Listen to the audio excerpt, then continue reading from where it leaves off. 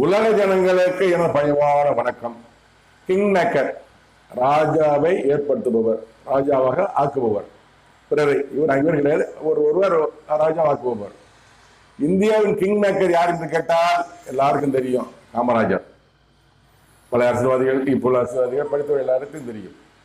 காமராஜர் தான் இந்தியாவின் king maker. ஏனென்றால் அவர் ஜவஹர்லால் நேரு அவர்கள் பிரதமராக இருந்த போது அவர்தான் அகில இந்திய காங்கிரஸ் கட்சி தலைவர்.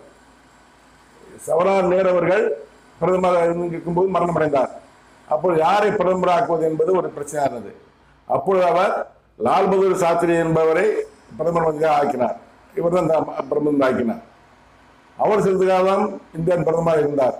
அவர் மரணம் அடைந்த உடனேயே அடுத்த பிரதமர் யார் என்று பிரச்சனை வந்த போது இந்திரா காந்தியை இவர் தான் பிரதமர் ஆக்கினார். எனவே 2 பிரதமர்கள் மந்திரிகளை காமராஜர் ஏற்படுத்தினார், உண்டாக்கினார். இவர் பிரதமராகவில்லை. இவராகலாம்